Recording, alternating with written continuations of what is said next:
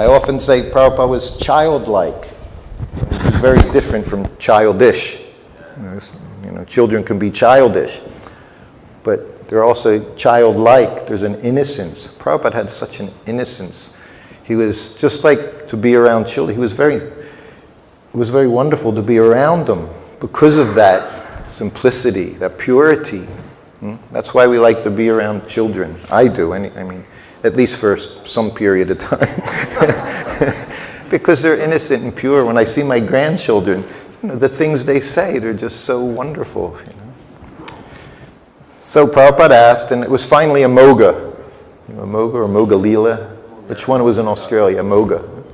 There's one Amoga that went to Pakistan. And then Amoga Leela's in Australia. Yeah. Or Amoga does. So of course he said, what? Devotee, what is he? Pure devotee, is he simple or is he crooked? That's what he said, crooked. Not tricky, crooked. That's another step, that's above tricky. Crooked is, so what is he? What was his answer? Anyone want to take a, how many think he said simple? How many thinks the answer is simple? I mean, I was with Prabhupada, I was, nah, he's crooked. Prabhupada said, like me, he said, I've tricked all of you into chanting Hare Krishna. Why? What's the trick? No, what do we say? Well, has it worked? It's a process. You just chant Hare Krishna and be happy. That's the beginning. That's the first step. But then we pile a lot more on afterwards. So that's the crookedness. Otherwise, the mercy is there. As he described, Lord Chaitanya's mercy is always there. And a storehouse of love of Godhead. It's very simple. But you have to get that attachment. You have to get that attraction. And that's what the spiritual master gives. That's what the pure devotee gives. I just wanted to, Guru yesterday, his question, which is, was very, very, he made a statement about how Prabhupada would see. And, when I said Prabhupada sees all the good, but he also sees everything else. But his focus is to grow the good, grow what's good in there. He doesn't see it in a judgmental way where he, like you said, he sees my dirty. He didn't see dirty heart. He just sees different categories to deal with, like she's been presenting for the last few days. That's what he could understand, what I need to do with each individual. So it wasn't a judgment it was a judgment in the sense that he knows what to do. He knew what to do with each and every one of us all the time. Because we are also going through changes, right? As was also described today. What our goals are, they're changing all the time. So that's what Prabhupada, but he saw just good. And he would magnify the good. Yeah. So I just wanted, does that make sense? Yes. Any other comments on how Prabhupada looked at us? That's by good division, the lover of God, as he sees the pure or the good. Yeah. So he didn't see any difference. What does a devotee sees? Everyone. It's just his spirit spark there. He's already connected. We're all connected.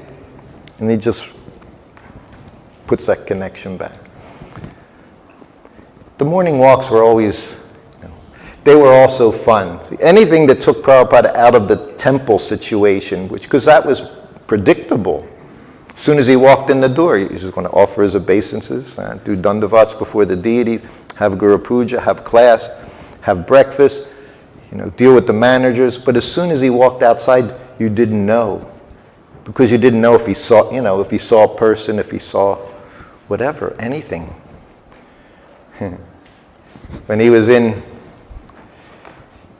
Los Angeles, again, I guess he spent a lot of time there.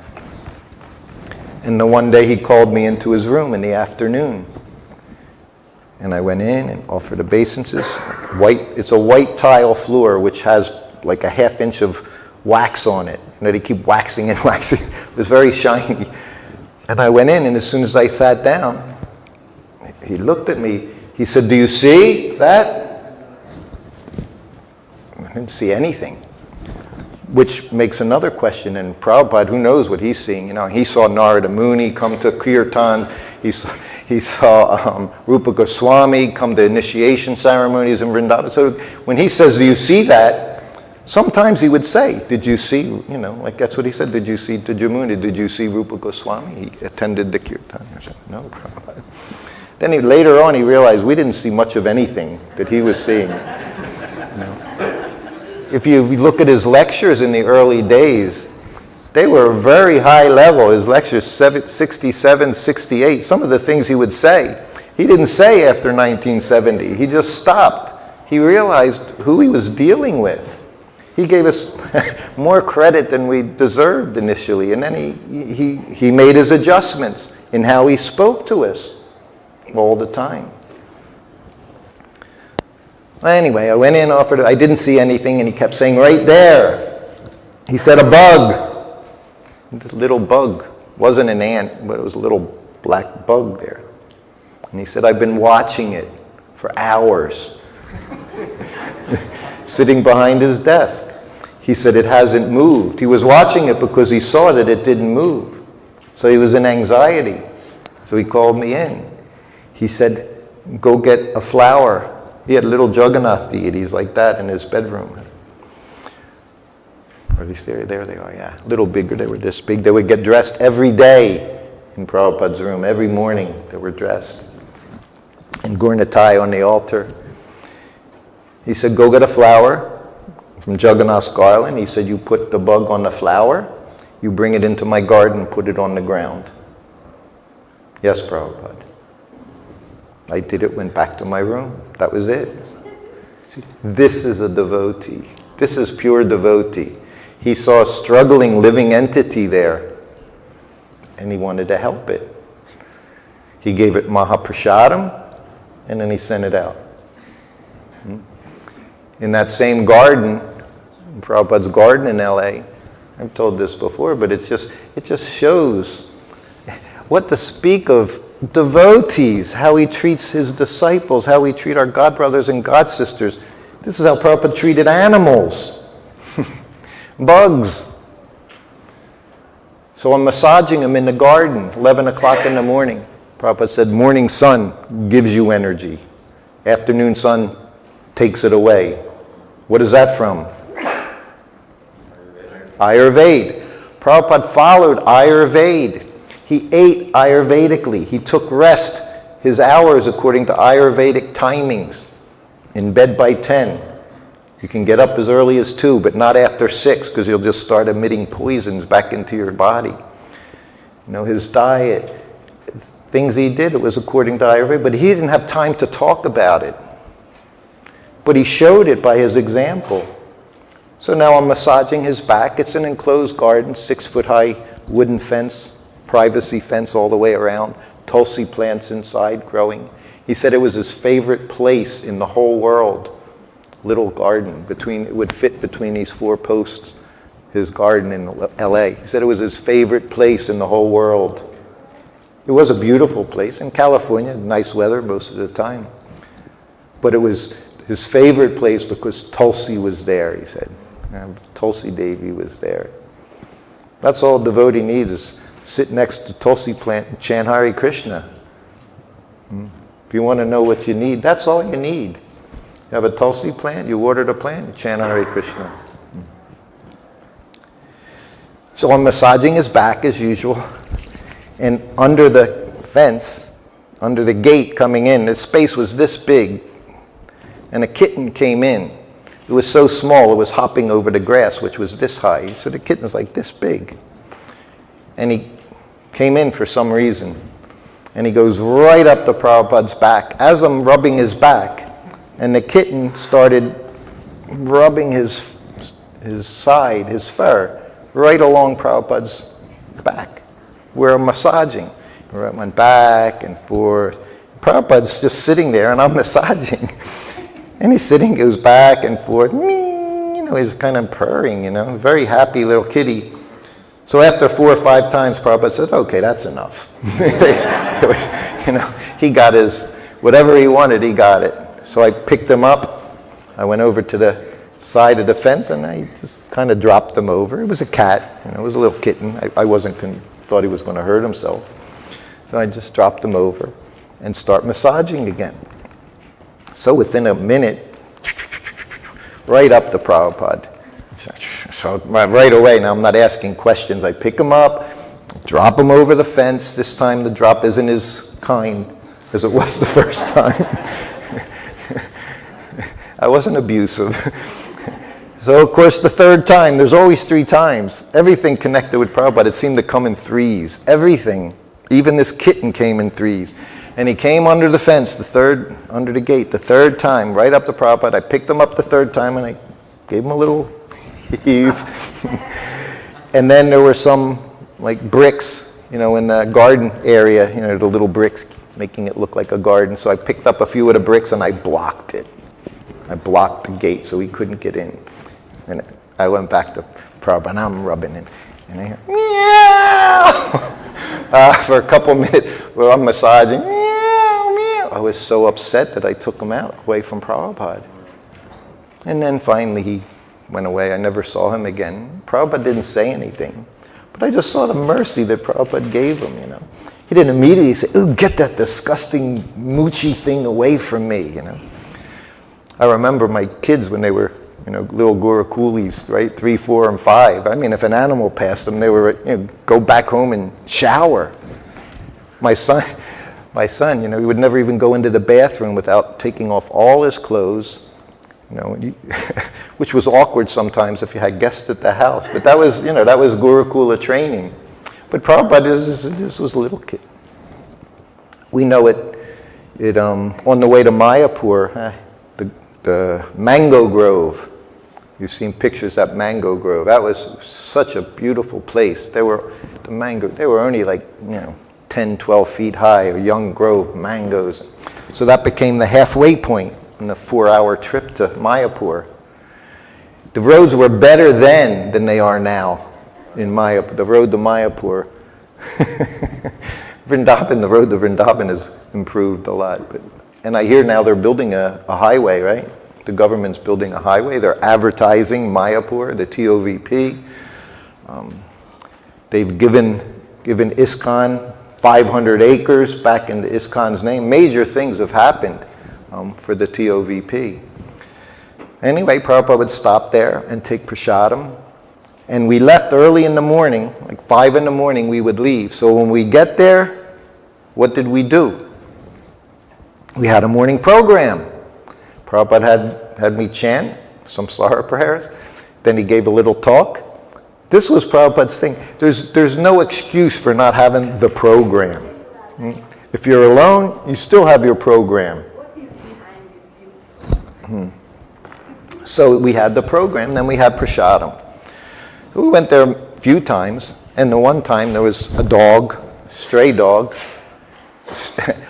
Most dogs at that time in India, if it was a dog, it was a stray dog. People didn't have pet dogs. Now there's pet shops, right next to the temple in Juhu. You got, one side you got a gymnasium, people are running on the walkers and things. And other side you got pet shops. So India's advanced greatly in material life. But at that time, no such thing. What was I saying, Laura? The stray dog. So Prabhupada's eating, and the dog's behind him, and he just picks up a sweet off his plate and goes like that. And the dog, like a frisbee, the dog just catches it right in midair, and then it went off.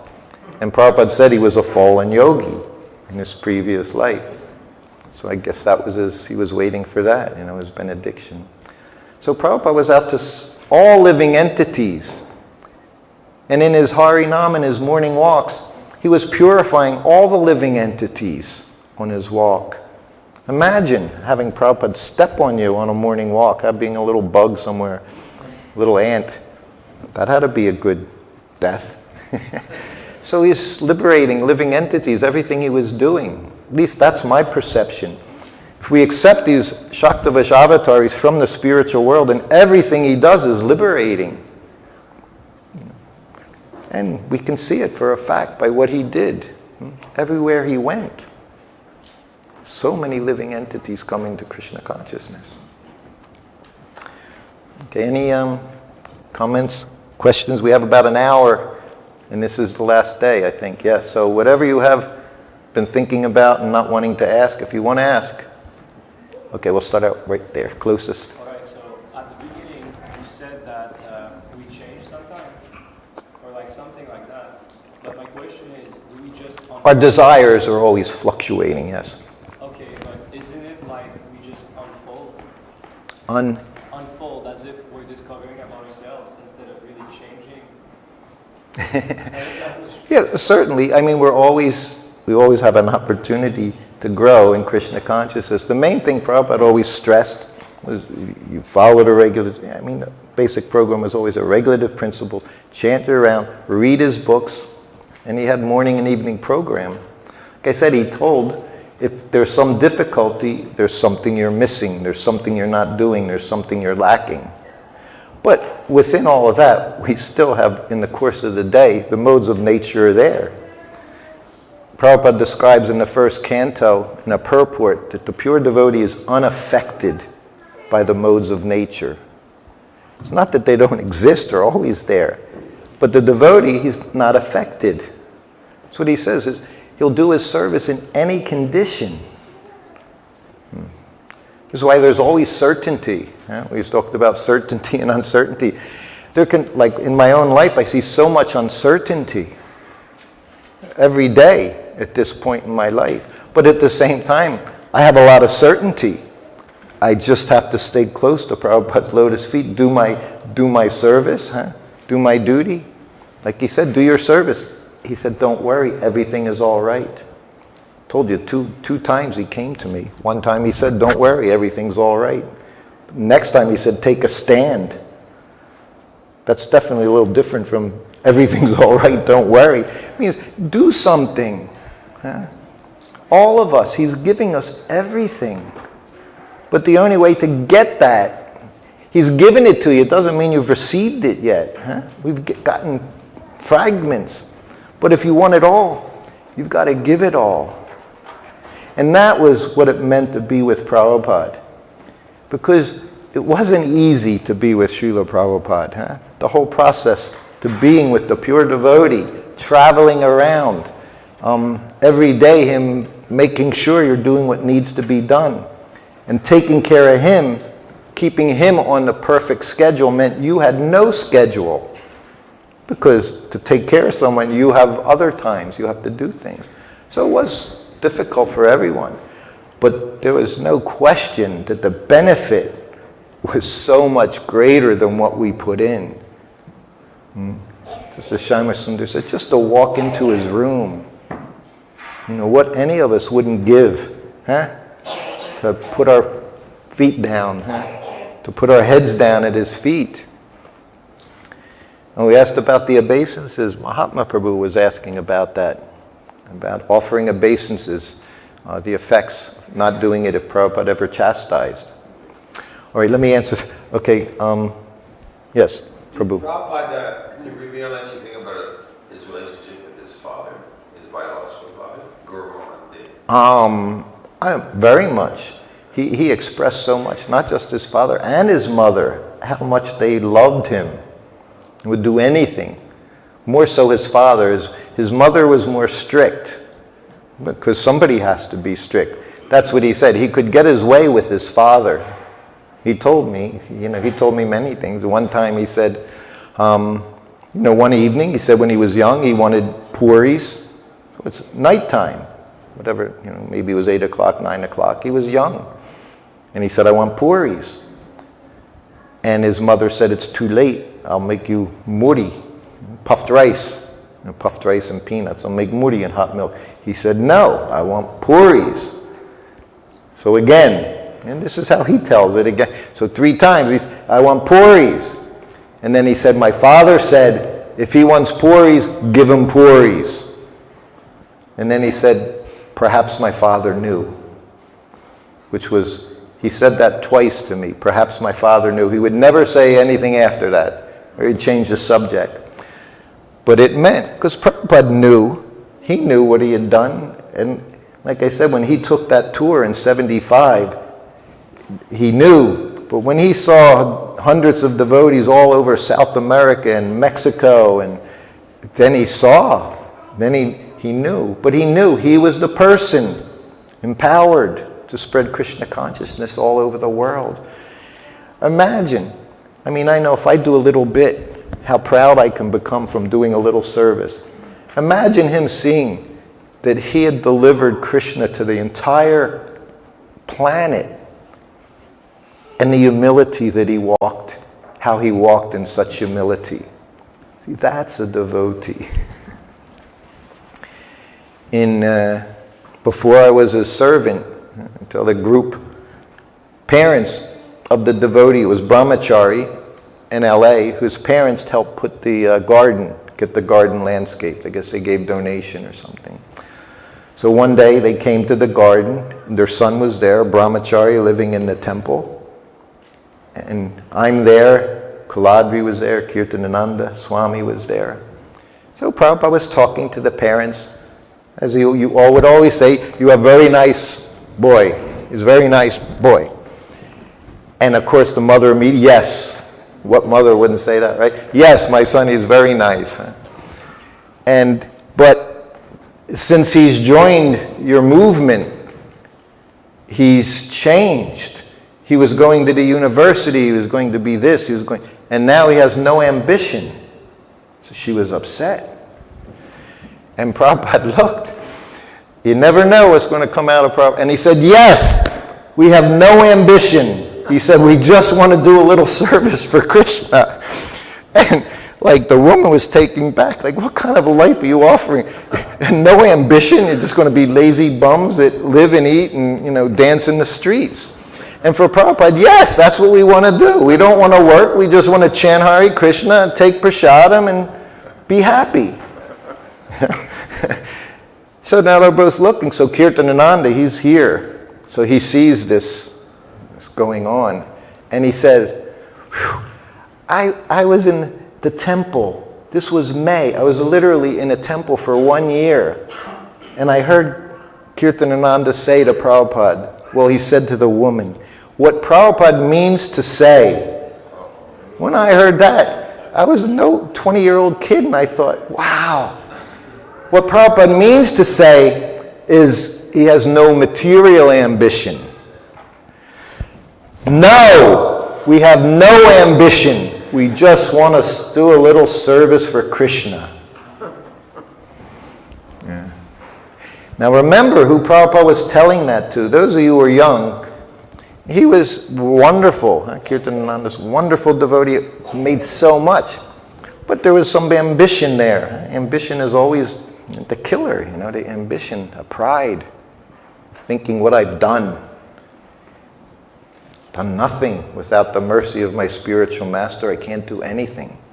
So Prabhupada said, no, we have no ambition. If you look on Veda base, you'll find ambition, Prabhupada using it in a favorable way a few times. But he wanted to make a point. So who knows, even talking to that mother, he was so determined to save his disciple. He made a very explicit point. At least that's the way I see, where everyone's open to your... But that's what I saw, even at that point in my life. I thought, this can't be good. And again, I saw from his personal servant. Prabhupada chastised him, and he made an excuse. And I said, this is not the way to advance in spiritual life. Anyone, you can argue your point, but not with your spiritual master. He tells you to do something, you don't have to ask why. Right? That's what we said, how high? You don't ask why I'm supposed to jump, you just say, how high? Like Prabhupada said, what service can I do? It was my only question. Such dedication is required. Yes, was that okay? Yes. Yeah. Yes. Thank you so much. Thank you.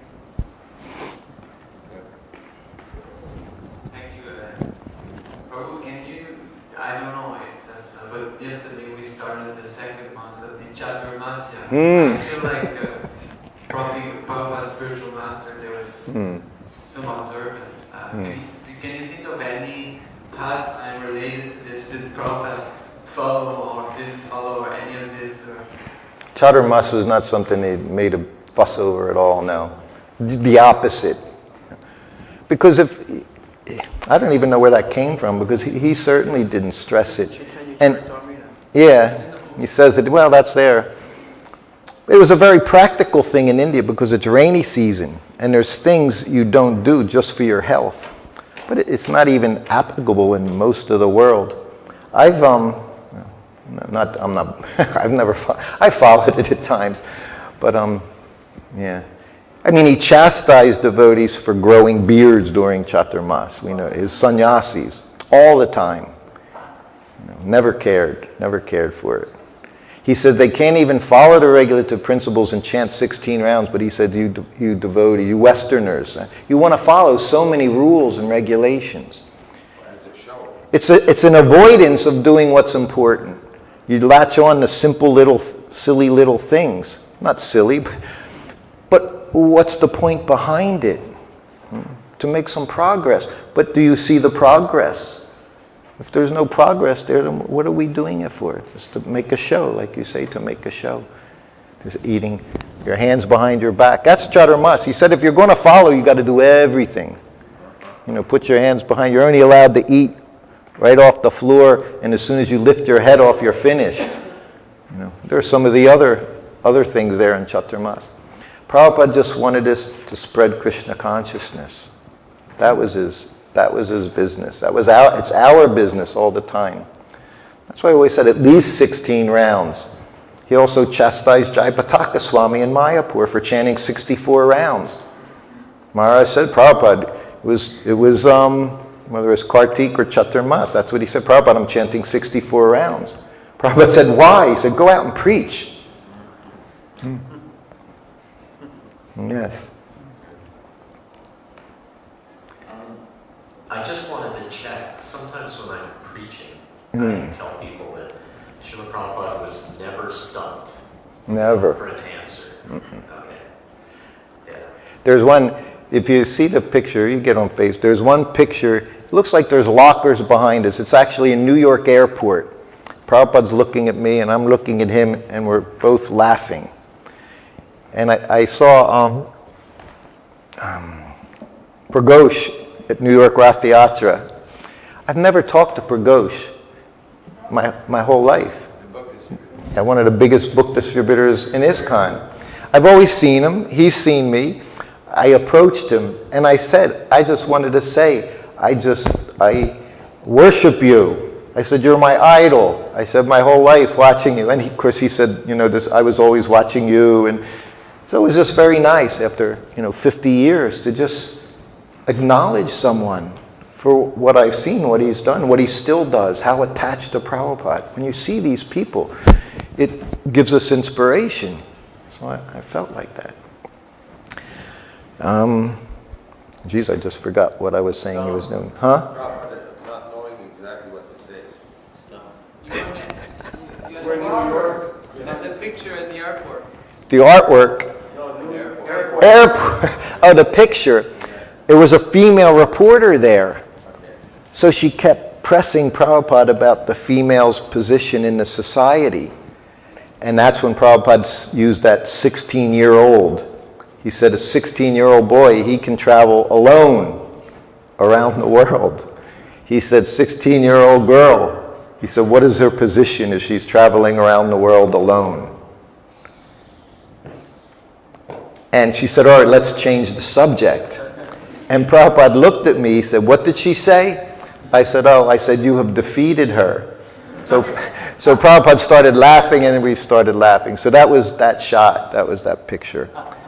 When they would say, why you're driving around in a Rolls Royce? He would say, why Rolls Royce? It should be a gold car. He never became defensive. He would attack. He was offensive. He would immediately go higher. You went low, he would go even higher. He would just belittle people. They didn't know what to do. He would bewilder them, and whatever they would say, he would just say, he would accept. He accepted things and said, yes, it's like this, yes, this is what we do. He had no shame. There was nothing to be ashamed of. He was carrying out the orders of his spiritual master. He was bold to do that. Yeah. So never at a loss of words. Even if it was, like I said, when devotee said, how do I become Krishna conscious? He said, desire. And the car door shut. So in a second, he could give you everything in Krishna consciousness. That quickly. Always conscious. Like you said, first you become conscious, then. Prabhupada was always conscious. Never saw him trip. We all tripped around him. Every time he stopped, everybody tripped. And if you were too close to him, you tripped right into him, which was really bad. He would say, that's very bad, he would say. And it was, because you would bump in, sometimes you'd step on his feet, because we weren't paying attention. Actually, Pragosh, in his memories, Yeah. the Siddhanta talks about bumping into Prabhupada. Yeah. I was always that was the safe place beside him. So one of those morning walks, it's in Juhu, and there's a group of devotees there. And this was a young Indian boy. I don't even know if he was in the temple, maybe, but most of us are Westerners. Prabhupada came down from the second floor flat. So there was a garden there that, what was his name? Shankar. Shankar? Yeah, made a garden, right? Shanka, yeah. Shank, the cook, Shanka the cook, yeah. And so everybody was there by the garden, and Prabhupada came down the stairs, and of course everybody hit the dirt. But this boy, he was like this, standing up, and he folded his hands as Prabhupada walked by. And then we walked by, and Prabhupada just looked at me, he said, that's the beginning of his fall down. Just like that. And there was another morning walk. The boy was 16 years old. Kirtanananda had brought him on the trip from West Virginia to LA. He was on the morning walks when we were going. Like I said, he was a young boy in high school. And as Prabhupada was walking and talking, and he fell behind because he was watching the little sand crabs. When you walk along the beach, the crabs all run back into their holes, So he was kind of fascinated. And Prabhupada's walking, and he said, this boy is not serious, he'll not stay. So very quickly, Prabhupada understood where to put energy, where not to put energy. Very important. I tell this to my wife all the time. Don't waste your energy on things that you can't fix. You have to know what to do. Sometimes in the airport, people would approach us and they'd go right to Prabhupada. Sometimes he'd talk with them. One time somebody came up, they said to him, why do you shave your head? He said, Paramahamsa, you talk to them. that was it, he was done. As soon as he heard that question, it was, nah, this is not for me. So he was always passing judgment. He was always making decisions as well, like we need to do. You judge every situation. Nitai was his Sanskrit editor. We know eventually this devotee Nitai, he left Prabhupada to take initiation from a Radhakund Baba. Prabhupada said he asked for Prabhupada's blessings. Imagine the boldness. What did Prabhupada say? I bless you, don't make any more spiritual advancement. Yeah. He said, yeah, bless you to go to hell. Yeah, Prabhupada blessed him to never rise again. He said, yeah, my blessing. And but while he was with Prabhupada, again, he was Sanskrit. So see, they learn a little Sanskrit. Prabhupada would say, they learn a little Sanskrit and they think they know better than the spiritual master. They know better than the guru. Because they would look at Prabhupada's translations and think, well, that's not the word to word. You can see it yourself sometimes. You'll look at the word to word. You won't even find those words in the translation. You'll find something that seems a bit different. But that's why Prabhupada's so important. Because he knew exactly what to say. But when some of these editors, more than one, a few of them disappeared in a couple of years, one after another, just because they learned some Sanskrit and thought they knew everything. So Nitai, while I'm massaging Prabhupada one day, this was in India, and during massage was a good time for the secretary to read letters and get responses, and it was a very good time for the Sanskrit editor to come in with his questions. So this particular day, he comes in, I'm behind Prabhupada, rubbing his back, and he comes in, and of course he offers obeisances, not dandavat, regular obeisances, says the mantra, and sits up and asks a question. Prabhupada answers, and he leaves. So a few minutes later, he comes back in, and he offers obeisances, but this time it was a very quick one. I don't think the prayer came out. It just lasted maybe 5 seconds. Put his head down, all the way down, and he came up. And he asked a question. And then he left. So now he came in for the third time. This is the time. He comes in, and it's worse. Like that. Just like boom, boom. Popped his head on the floor and came up like that. And Prabhupada said, "What is this hatchet?" He said, "You offer obeisances, full obeisances," he said, "when you come in before the spiritual master." He called it the hatchet. And I saw it was cutting his spiritual life, just bam, just cut his head right off, right there, right then. That was it. Because no respect. I said I used to go in sometimes for lunch 10 times. Bring in the plate, bring in 5, 6 chapatis, bring in a little more sabji if he asked for sabji. Every time. I never thought twice. It wasn't I was respectful. It was just my duty. I came in, there's Prabhupada in front of me. Bam, you go down. So I go down every time, say a come up. First I did my service. I would put the chapati on the plate. Then I would offer my obeisances. And then leave. And come back with another one and do the same thing. Then come back and give him his little milk if he wanted. Then come back again and take his plate. Then come back. And every time I went into the room, you offer obeisances. Every time you go into the temple room, be sure you offer your obeisances. If you're lucky enough to have a Prabhupada room where you are, you go in the room, you offer your obeisances before him. This is what he did. Otherwise, it's the beginning of your fall down. Because we don't even understand the most basic principles of the guru disciple. Then there was my other god brother, one of my best friends traveling with Prabhupada, Paramahamsa Swami. Like I said, he was traveling 1974. I was 23. I think he was maybe 21. So he was the only person younger than me that was with Prabhupada. I was the youngest, but then he was younger than me. And he was a sannyasi now. He had been given sannyas in Vrindavan along with Guru Kripa and Yasomati Nandana. Yeah, Yashodanandan. Yeah, Yashodanandana and Parabhajakacharya, yes. They all got sannyas then. So he also got it, although no one even knew him, Paramahamsa. No one knew this person.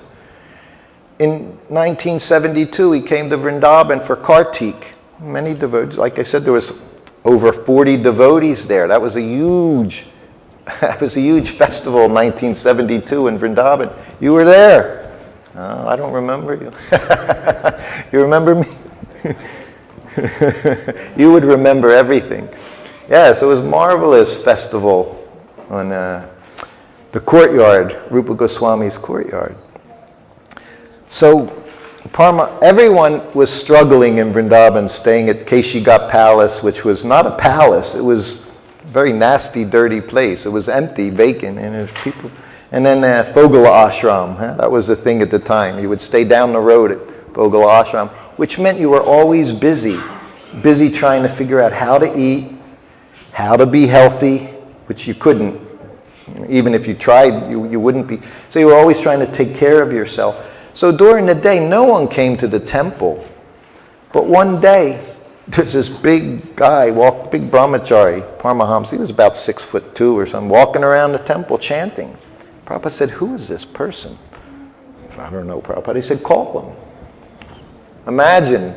Prabhupada said, "Call him." Such a fortune. So he came in. He said, "What are you doing? Where are you coming from?" Because Prabhupada didn't even recognize him. Where are you coming from? What are you doing? And he said, "Oh, me and my godbrother, we were also preaching in South India. That's where Guru Kripa and Yasodanand, they learned their Sanskrit slokas and everything. Chanting South Indian meters, and they'd, developed So he said he was there, him and his godbrother, they were preaching. And he said, well, what are your plans? Well, what are you doing? Because this guy's independent. He's this young brahmachari, he's just on his own. Prabhupada didn't care too much for independence within our society. Prabhupada said, like soldiers. The movement should be run like the military. And it doesn't give a lot of independence, the military. He said, what are your plans? He said, well, we're thinking of going to Vietnam.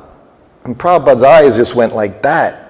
You couldn't say something that would be more impressive than saying you were going to Vietnam, where the U.S. is bombing with their firebomb, whatever it was called, Agent Orange and napalm. And so they wanted to preach in a country where there was a war going on. So Prabhupada said, Acha? Vietnam?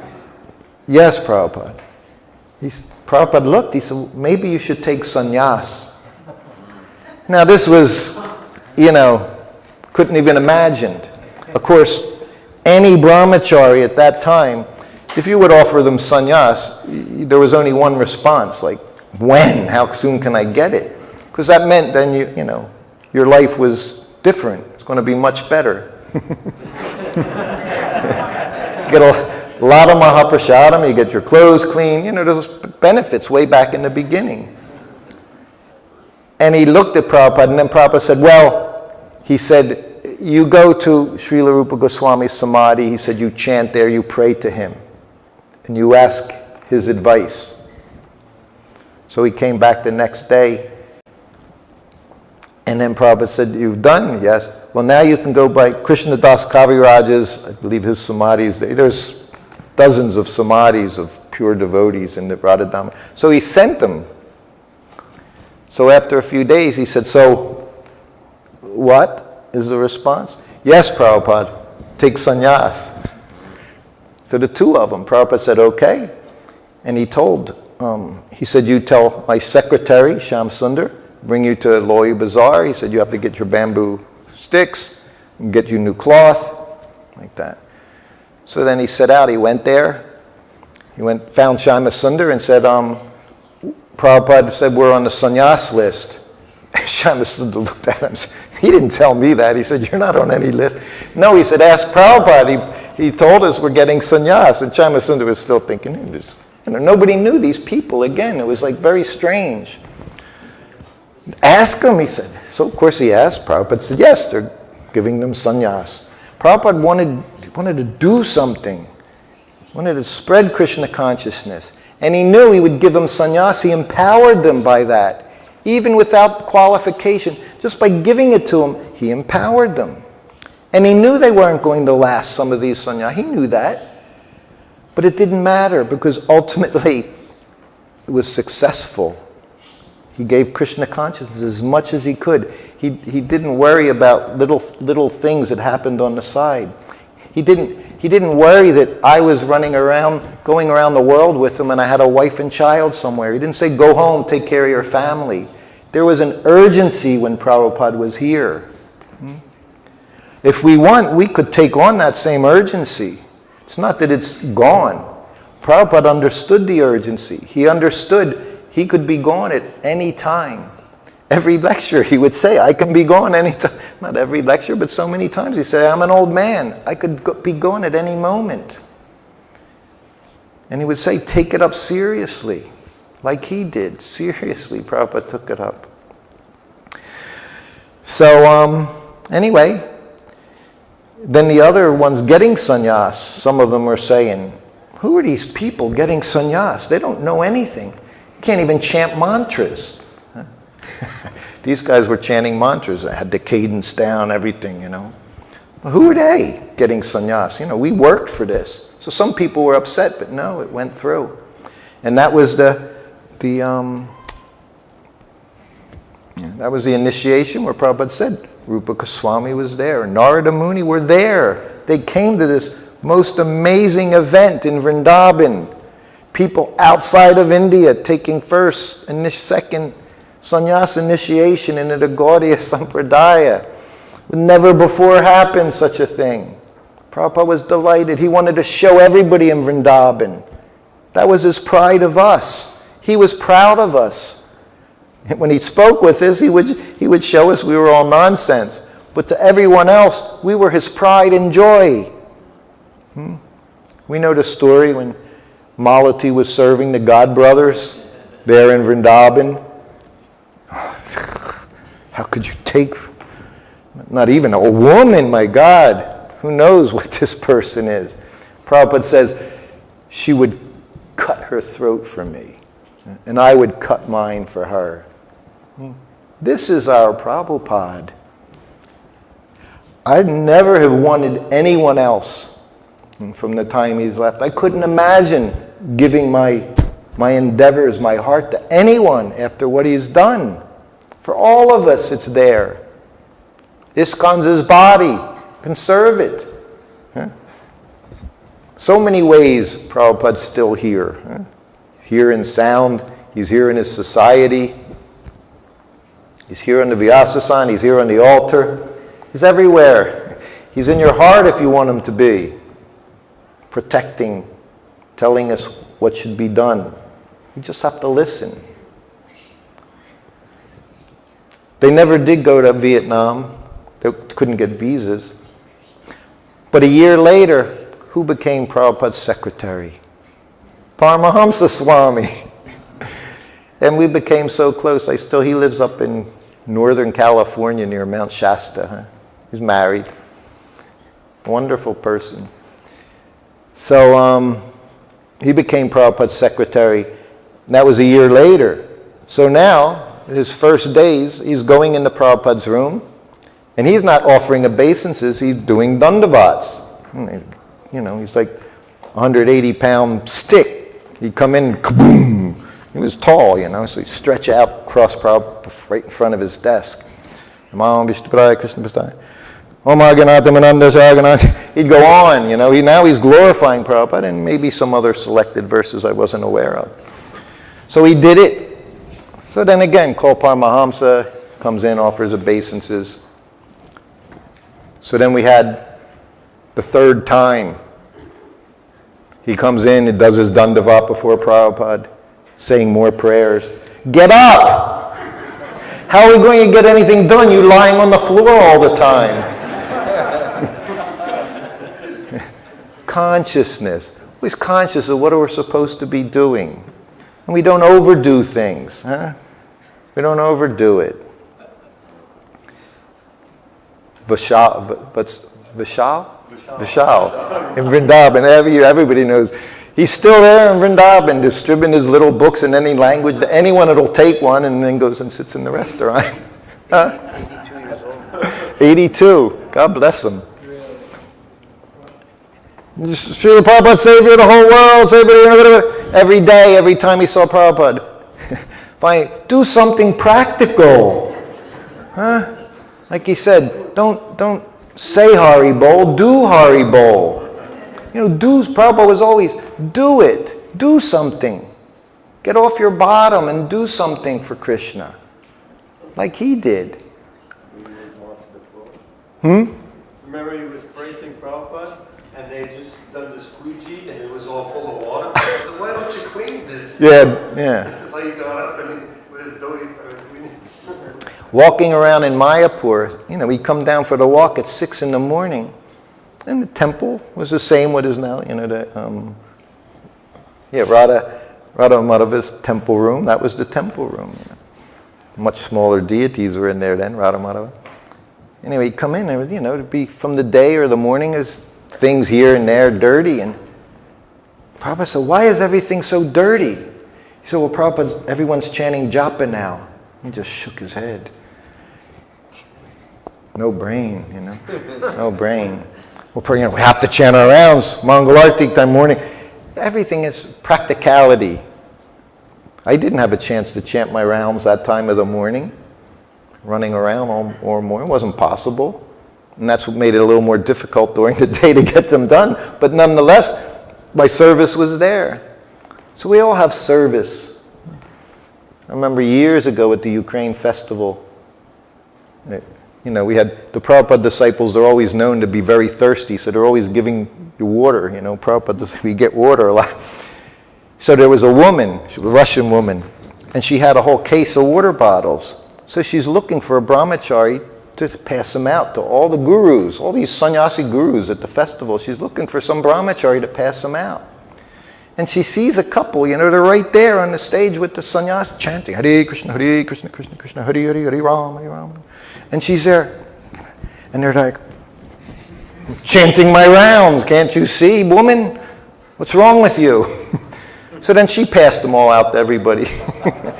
We're chanting, please engage me in your service, engage me in your service. Prabhu, I need some help. No, Hare Krishna, Krishna Krishna, Hare.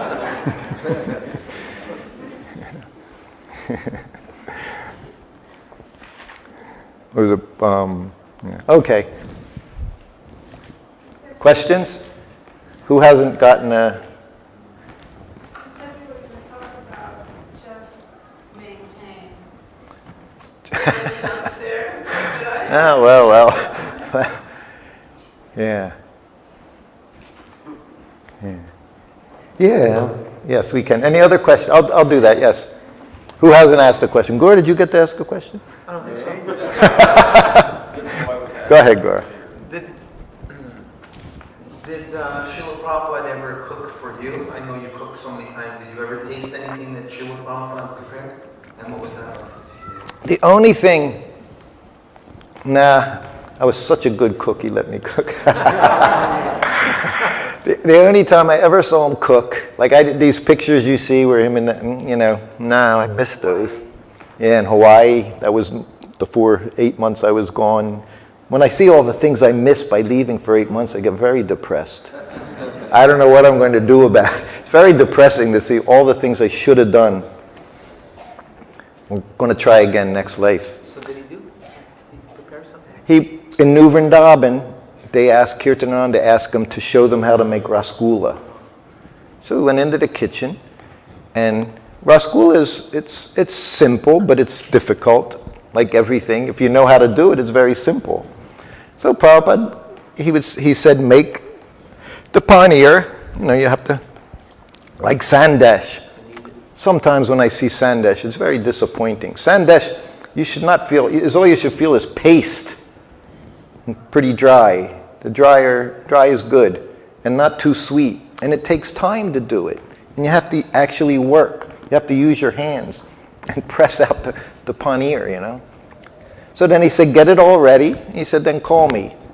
So you just make that, you roll it in the balls, and then you cook it in boiling sugar water. And they expand. And when they're really good, they squeak. When you bite, they squeak. Like Casey does. You can still get them in the cans. So we're all there. Brahmananda's, he's the secretary. It's when I joined again. I'm servant. Kirtananda's there, a few others. And Prabhupada has the ladle, little spatula. So he's just bopping them, letting them turn over and stuff like that, and they're like that, they're beautiful. And he said, so just continue like that. He said, for another 10 minutes. And he handed the spoon to Kirtanananda. I'm there, I'm right there. This is not a second-hand story. This is first-hand. He hands it to Kirtanananda, and he said, okay, and he left. Kirtanananda gets the spoon, he puts it, and they all shrunk. Just like that. Every one of them. Oh, I'm sorry, I missed one very important detail. While Prabhupada's doing it very delicately, and Brahmananda, we're all watching, and Prabhupada looks at Brahmananda. He said, you've already half eaten them. Like Brahmananda, like red. Embarrassed, so embarrassed. So Prabhupada liked to play with this. He liked to make fun of it. He would do whatever he wanted, And they just shrank. We ate them all anyway, but they were like, little sugary rocks. They had just... So he had a special... But that's the only cooking. He's, showed me, told me. He sat with me as I cooked different things, which was just wonderful, And it was so... it was, from the beginning, that's what he did, was allow me to become comfortable with him. Which, what more could anyone want? He's sitting next to you, and doing this and doing that. So yes. Sweet.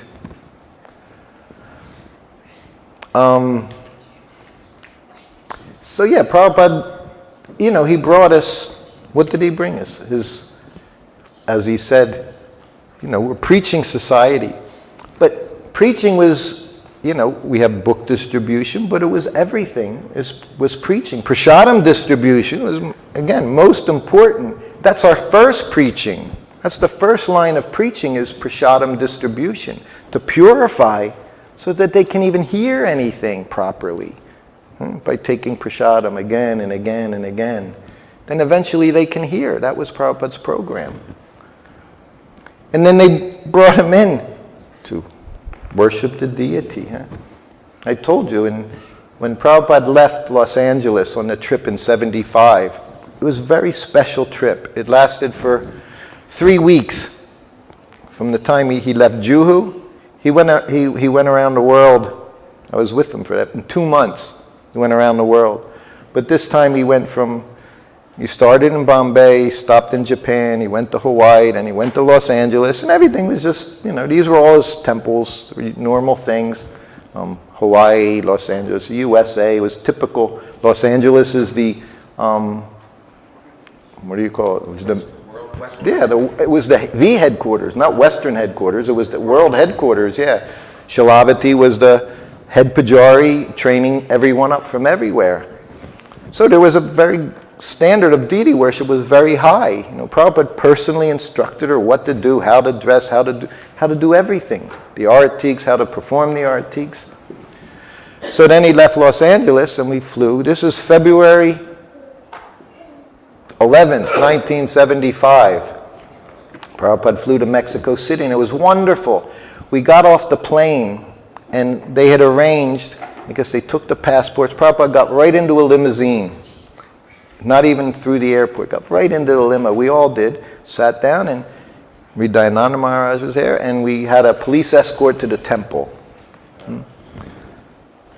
So Prabhupada was pleased. It was so simple. So then on the way to the temple, Maharaj he's the GBC and he's the BBT, Spanish BBT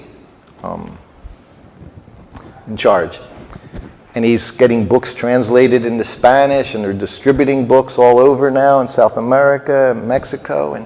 And he's telling Prabhupada how many books have been translated, how many books are distributing. And he didn't seem overly enthused to me. He was enthused. He acknowledged. He was very happy. But he didn't he didn't send up the flag, up the flagpole. He just didn't seem. He just was acknowledging him. There was a half-hour ride or so to the temple. He goes in and he gives a short arrival lecture, and then he goes right to his room. And as I said, he did this, and he does it in the next temple and with the same things going to happen. But now we're in Mexico City. Radha Krishna, Gaur Nitai. We bring the Raj Bhog, which was so nice because it meant I didn't have to cook lunch that day. Just arriving somewhere and having to do so many things. So it was, for me, it was very nice. So to go, we just bring the entire deity plates, just put it on Prabhupada's table. And he's, and this is going to happen a few times. He takes the chapati. Who has made this chapati? Puts it in the dal. This dal is horrible. This dal tastes like mud. Who is doing this? And then he just launched for the next 20 minutes. He just said how important it was to take care of the deities. How important. And then I understood everything right away because, we always talk. We have how many tracks? Well, it's one track, but how many, or on the one, how many rails? There are 2 rails. So Prabhupada never suggested one rail was more important than the other rail. I said this yesterday. He always said everything was most important. And if you look up in deity worship, most important is just cleanliness, punctuality, and to maintain your service to the deities. Particularly Radha Krishna. One thing Prabhupada said when he went to these other temples, he chastised. Then he went down into the kitchen and he saw how dirty it was. So he realized he had to put emphasis now here, because we're so dull-headed, because he just was pressing pressing about book distribution so much. We figure, well, nothing else matters. You have Krishna right there on the altar. He says sometimes, he said, don't be proud. He said, Krishna is right before you. It's not some marble statue in front of you. It's Krishna installed. Radha Krishna, by her spiritual master, he's brought them into this place. When they installed the deities, Radha Krishna in Melbourne, Prabhupada could see these people didn't know anything. No one had been to Los Angeles. They had no idea how to perform any deity worship. And Prabhupada prayed to them. He said, please forgive them. He said, they don't know anything. He said, please accept their service. It was very serious. Prabhupada was very serious about deity worship. That's why he brought it for all of us. So we went to Caracas, the same thing. Well, first he cried in front of the deities, seeing that now this is Gaur-Nitai deities there in Caracas. But he said, they've come here to be with you so far. He made it sound like the deities had performed an austerity to come down to South America. That's what he said. He said, they've traveled very far to be with you. Is he speaking imagination on the Vyasa-san? I don't think so. He says you have to take care of them. So that he already knew. If he asked for Raj Bhog, he didn't just want to eat. He wanted to chastise. Because every time he asked for it, he chastised. That's what he did. Because it was below par from what he had established. Again, minimize. Not so important. It's not like they complain, If you feed them once a day because you don't have time, do they complain to you? If you're fortunate, they would. That's there as well, What are you doing? Give me dry chapati. You would be fortunate if they would complain. We have a god brother in Vrindavan. He started worshiping Govardhan. But somehow he had them all locked up. Anyway, he became paralyzed. He couldn't move for almost a week until he realized that his Govardhan was not going anywhere. So he finally started taking care of him. And gradually, at least that's how he saw it. I don't disagree with him. I don't think it was wrong because he did what he needed to do, and then things became. Now every day he puts a big Tulsi Manjari garland around his Govardhan. So we went to Caracas and said the same thing. Who is cooking for Krishna? Who is making this? Prabhupada would use very, garbage, nonsense, chapatis, useless, dal, horrible. He didn't ask anything about book distribution. That's going on. That was taken care of. Maharaj saw to that. Everybody's running out doing book distribution. And the deities are hungry. The first thing in any temple, you have to take care of Krishna. Because if you take care of him, everything else comes. It's not the other. We don't start out. I think that's in our philosophy. What do we water? The roots. Well, who's the root? Krishna. Don't think that if you spend time taking care of him, you're going to neglect other things. So much will come. This is all I've been in Hawaii for 4 years. I've been fighting this battle to take care of the Panchatattva that Prabhupada installed there in 1972. We also fell down to 4 artiks a day. Raj Bhog offerings with baked potatoes, and soup for Raj Bhog. Do you know what Raj Bhog? Translate Raj Bhog, anyone? For the king.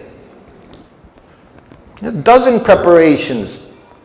I used to make a dozen preparations literally in 40 minutes. It's not hard.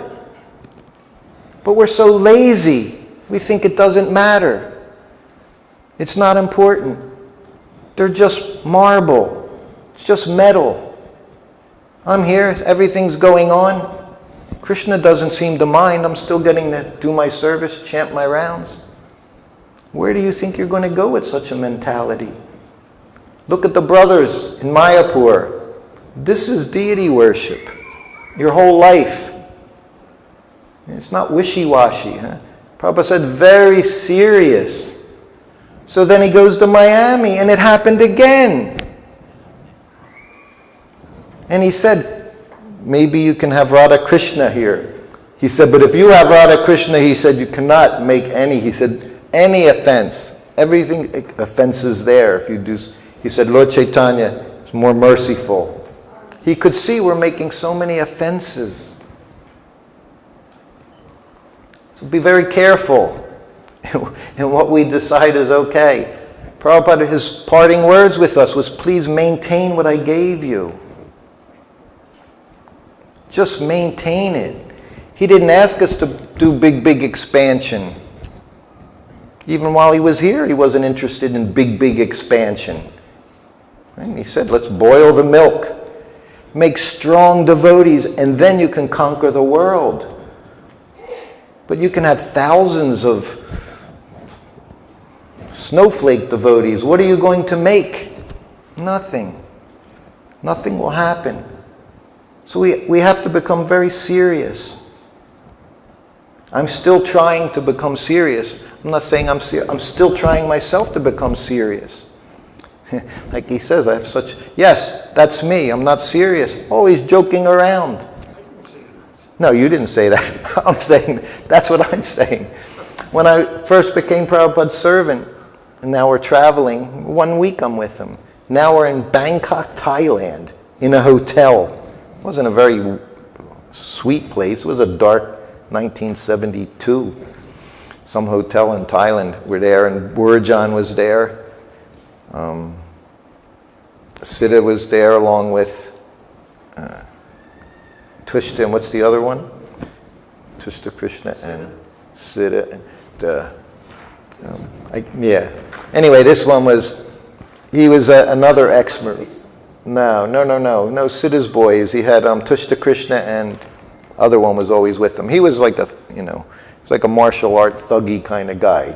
So a guy, if you looked at him, he was scary. And if he said something to you without a smile, it was extra scary. So anyway, it's not important. I'll think of it anyway. Prabhupada asked me for hot milk, 9 o'clock at night. So I have to go down to the hotel kitchen, down in the sub-basement to get hot milk. So I go down, my little shaved head, dirty Sika, young guy. I'm there, and I said, I gotta boil milk, and they're just ignoring me like I was nothing. I had nothing. I was putting out nothing. It wasn't serious. I had to serve my guru. I was like, I have to make. Anyway, I went up after a couple minutes. I said, Prabhupada, they won't let me in the kitchen. Prabhupada just shakes his head, and Maharaj, he says, I'll get it, Prabhupada. And Prabhupada looks at him, he said, yes. He said, he's not serious. Yeah, it wasn't funny. It wasn't funny to hear you're not serious. And I wasn't serious, it was too difficult for me. 5 minutes later, he comes up. He said, sometimes, Prabhupada, you just have to use a little effort. And Prabhupada just smiled at him, pleased. He could follow the instruction of his spiritual master. But you learn. You've got to pay attention. He asks you for something, you just do it. He's asked us to do so many things, Has to chant our rounds, follow the principles, distribute his books, think of Krishna all the time, take care in the temple, do your deity worship. We had a very high standard in the beginning. How many people did he tell to stay back in the temple to take care of the deities? How many? One.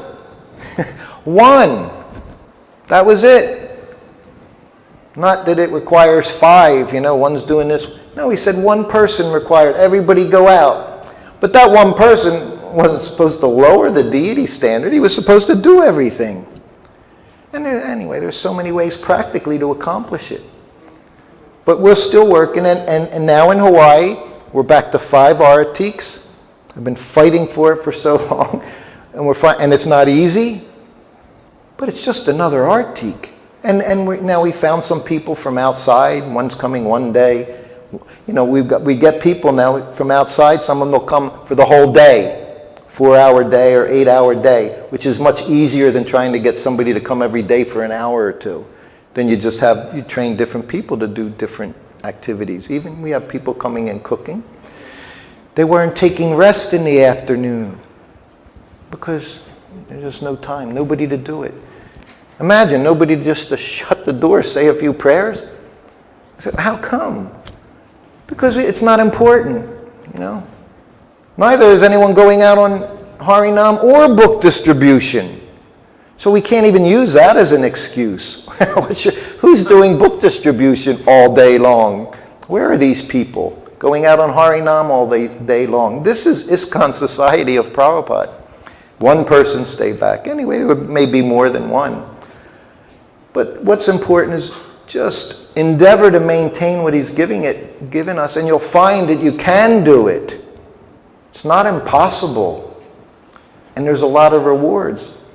Otherwise, if we're in charge and we allow it, we've got to accept that responsibility. Prabhupada said that about he compared the GBC to the 12 Mahajans, you know. He said, because you have to accept, I think it was 10% of all the karma.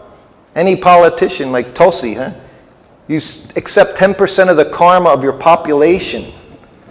The GBC, you're accepting the karma of the people that are under you, that are doing whatever. So you have to understand what they're doing. They're doing it properly. It's not and those, you see the managers, a system.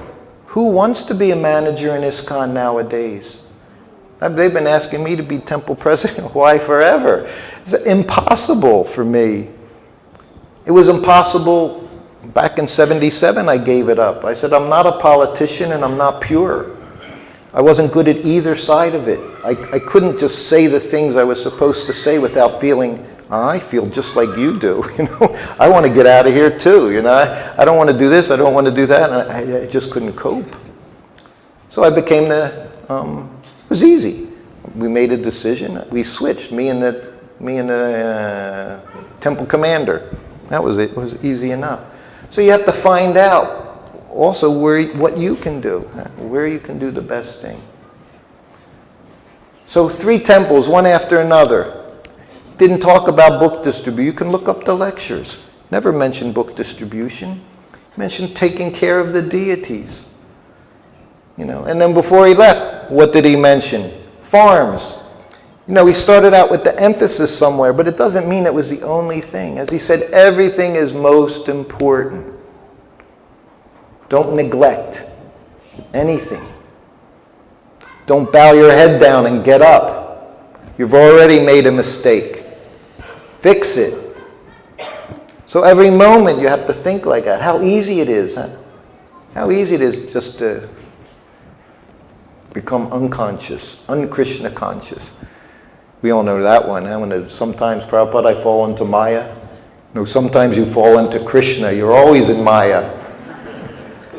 Yeah. Did I answer your question yet, Lakshmi Moni? But I just wanted to say that when he came to Atlanta that time, he gave the shortest lecture he ever gave. And he started to cry. I've played it. I played it in Vrindavan on his, I think, Gaur Purnima time, yeah. And then he told us to sing the next day, Paramakarta. Everyone said they knew how and nobody knew how. He was so moved, he said, I've seen Yeah. Chaitanya Mahaprabhu was there, Yeah. there. He was very impressed in Atlanta. He said, your temple is the best. What did he see? He saw the deity worship. How many Radha Damodar people were there? 108. But what he saw was Nitai Gauranga being taken care of first class. He said, I've been to Mexico City, I've been to Caracas. And he's looking at me and I said, Miami? He said, yes, Miami. He said, and now we are here. He said, and your temple is the best. And there's no doubt it was because of what he saw in the deity worship. And it brought tears to his eyes. He said, Parama Karuna Pahudwijana. He said, 2 lords. He said, they're very merciful. Now this was his mood for weeks as he's seeing Gaur Nitai all over the world. He was shaken. He was moved. He was shaking. He said, they're so merciful. He said, they've come here just to distribute love of God. And then he said, well, Krishna, he said, is also merciful. He said, but he requires surrender. He said, but these 2 brothers, he said, they don't require even surrender. And as he's talking, his voice is becoming more and more choked up, tearful. And then that was it. That was it. And just closed his eyes, and Prabhupada went into ecstasy, seeing their lordships, what they're doing, how nicely they're being taken care of. Everything came together. So it's very important. You can't miss anything. Imagine, he's saying, just not even offering obeisances properly is the beginning of your fall down. What to speak of making offenses to the deities?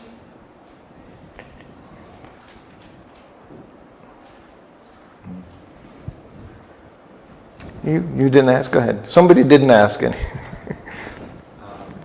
If I may ask this question, maybe not, but based on how well you know Prabhupada, what do you think he would appreciate most in nowadays movements and least?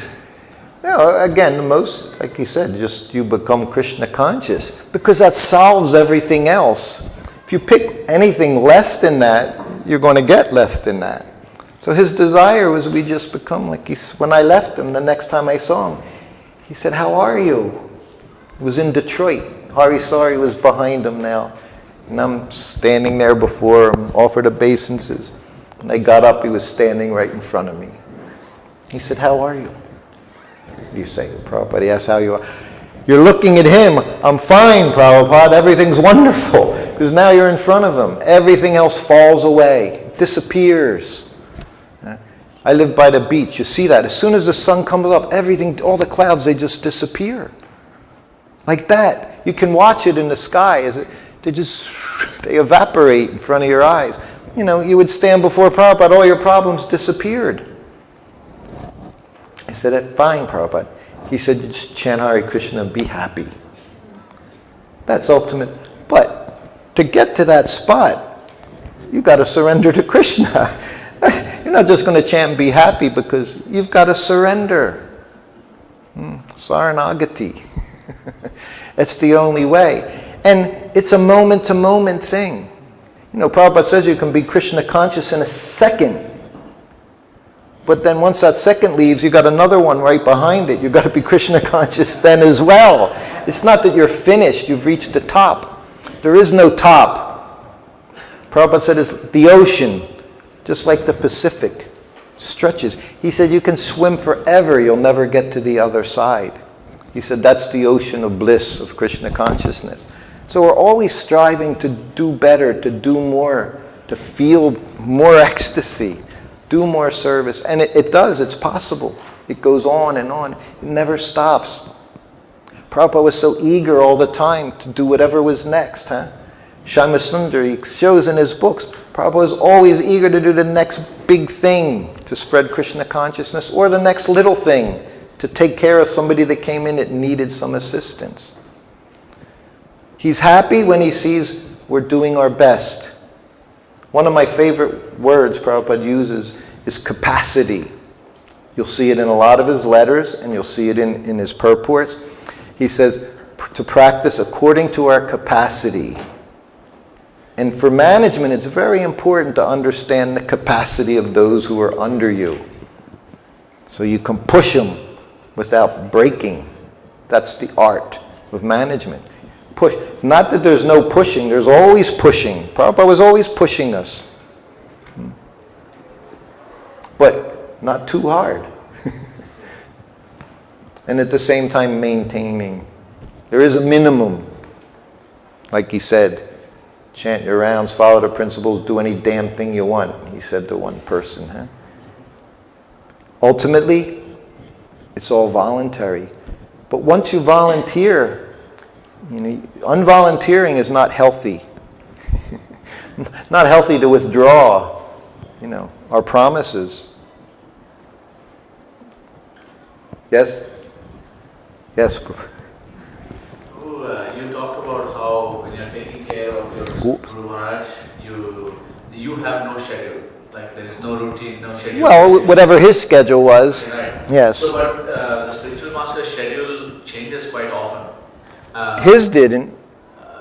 I mean, there's so many things that come up. So, anyway, go ahead. The question is, what did you do? Because you're still supposed to chant your rounds, and you're still supposed to do all of your commitments, and you gotta. When Guru Maharaj is in town, 5 days you're walking around like zombies. So 5 days. 5 days. You lasted 2.5 years. Try 2.5 years. So you can probably educate us a little bit more. 5 days. Hey, you gotta get serious. Yeah, just do it. Chant your rounds again, that's what, Prabhupada was, my morning, there was no question of chanting rounds at 5 o'clock in the morning. It was impossible. I could chant on the morning walk, but that's also not very practical much of the time because he's talking and I'm recording and you're listening. Those things they don't. So you do what needs to be done, but I don't think. But Prabhupada's schedule-wise, he was very regulated. He wasn't up to 2 in the morning one day and the next day midnight and the next one. No, none of that. Everything. It changed constantly because he was traveling around the world, but it was exactly the same. And that's required also in Krishna consciousness. If you can't get it to where you're following a nice schedule, if you're serving the Guru, you do what you have to. Guru gives all the mercy. It doesn't matter. He's the one telling you to do something. Prabhupada's told me, he never said to me when I became a servant, well, make sure you go to Mangalartik. Like I said, I never went to Mangalartik. It wasn't my business to be there. My business was taking care of them. So we have to use our common sense. And as they say, if you don't have it, find someone that has common sense to tell you what to do. And surrender to them if you can't figure things out. But it's not difficult. It's already 7 o'clock. Do we have a few minutes? Sure. Thank you. Okay, my question is, what's your best memory of Srila Prabhupada? I will meditate on that for a while. My best. I do have a best because he gave me a benediction. He gave me 2 benedictions, but the best one was when I knocked over the mustard oil at the manor and it spilled on the floor. And he screamed at me and said, I'll be intelligent when I'm 80. 12. He said, you fool, you'll be intelligent when you're 80. And he said, get a cup. I got the cup. Brought it back into the room. Offered obeisances. Maybe I didn't. That one day I'm thinking I actually was so upset. I don't even think I offered obeisances when I came back in. He said, now do as I'm doing. And we scraped it all into the cup right off of the hardwood floor. It was just sitting there. It didn't absorb. We're scraping it in, and then he said, now use that oil to massage me, which had dust in it and stuff. I don't know whether he was just that frugal or he just really wanted to make me feel bad. Both things were accomplished. But I definitely felt worse now that I was doing that. And for the next 45 minutes, I don't remember him looking at me. He didn't say a word. He hardly moved his body as I went around his body and massaged him.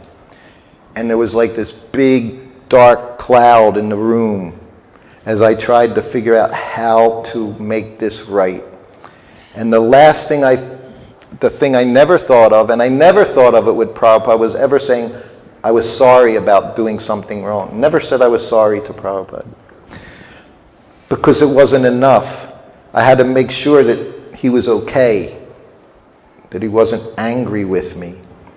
But he didn't even look at me, so at least I'm imagining he's really angry. But as I would often do, I spent the next half hour figuring out what to say to him, how I would say it, and what his reactions might be. And I I had A, B, C, D answers. I was very careful with Prabhupada.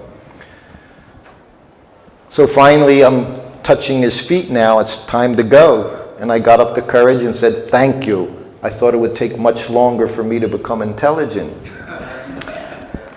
And Prabhupada, who was sitting there looking really upset, started laughing and slapping his knee. And his whole body was shaking, and he's laughing, and he says, yes, he said, very good.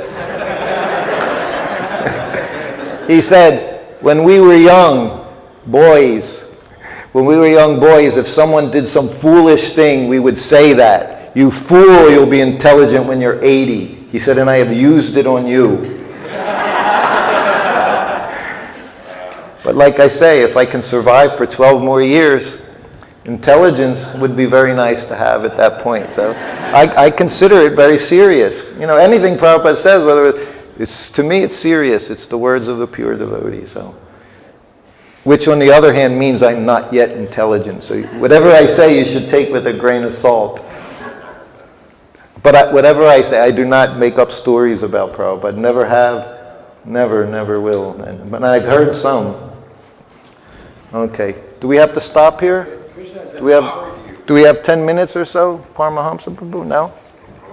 Should we go on for a few minutes? Is it? Yes. Okay. How do you feel to be a channel for so much inspiration? And you know, you're bringing Prabhupada right into our hearts. I feel all of that, and I feel most grateful that he allows me to do it. And I always wonder every day, and I always pray every day that I can say something that inspires us. And I think it saves me pretty much, because I know I have no, like I say, Prabhupada, you know, we say, the pure devotee, you can make the lame man walk, the blind see, the deaf hear. So what I've realized is you don't even have to be taken out of that state of lameness. Even in your broken state, you can do anything by the power of the spiritual master. This is a fact. I'm not just saying things. This is the fact. Even in our condition, he can make anyone give Krishna. So that's what I feel. And I feel because I'm not so qualified, it even makes it more wonderful. Like he said to Nanda Kumar after he fell down from his sannyasi. Or no, he had fallen down, yeah. And he was doing business in India. And once you go to India, you can make a lot of money. Back in those days, it was easy, shipping anything. So he was doing business. And Prabhupada said, come back into the temple. He said it will be a very good example of someone who was very fallen, but was able to come back. So again, he turned it into a positive. He turned his falling down into something positive, saying you'll be a great example of what can happen to someone just by coming back. So I like to look at myself. I talked to Nanda Kumar. He's a very special soul. Prabhupada memories coming out like Tejas. There's so many. And the memories are there. They're all getting it written down. You'll get to see many different perspectives. Srila Prabhupada. Nanda Kumar is wonderful because he's got a great memory and wonderful pastimes. But yes, you have to, when you see anyone, Prabhupada said none of us were qualified. He said that the other day. He said no one is qualified. He gave you qualification, and he continues, right? It's still going on. It's alive. Prabhupada's alive within this society. Any others? Yes?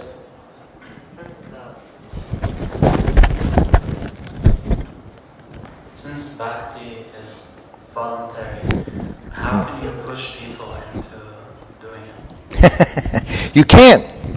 No, that's after one accepts initiation. At that time, we surrender. Then there shouldn't be any question of pushing anyone. The Guru gives orders, you follow. Before you ask all your questions, all your doubts cleared, everything cleared. Accepting initiation, it's an eternal proposition. That's another. Prabhupada accepts us as a disciple. It's eternal. We can break it if we like. He'll never break it. That's what it means. You're ever well-wisher. But once you accept him, it's no longer. It's still voluntary. But you should do what you're told. Otherwise, you're just going to fall down. Or, like he said, just chant. What are we going to do? Sit by ourselves? Sit somewhere? That was the other thing, Prabhupada. Never sit alone chanting. Not sitting alone on a day. But you should never be living alone. He said, always you need devotee association. When he would send out the teams, it was always two. Never just one person by themselves traveling around. All right, I guess we should stop here, huh? Prabhu? We have... he can't say no, but we should stop. We'll stop here. I think we have wonderful prasadam today. Those of you who don't know, Jai Chaitanya, where is he? Where's Jai Chaitanya? He's downstairs. Well, you'll see what he's made for all of you. Him, and he has his three of his children with him. He came here just to attend the festival, hear some Prabhupada pastimes. But he's from New Vrindavan, born and raised. His father was the devotee who basically designed all of New Vrindavan over the years, Bhagavatananda, I believe his name was. His mother was Yamini, who passed away recently. Singer, wonderful, both wonderful devotees. And he's here helping out. He's cooked tonight, and he's also making breakfast tomorrow. Pretty much with the help of, I think, one or two. I'll leave it at that. Hare Krishna, thank you very much. Srila Prabhupada Ki Jai. Hare Krishna. Srila Prabhupada Ki Jai. So, before any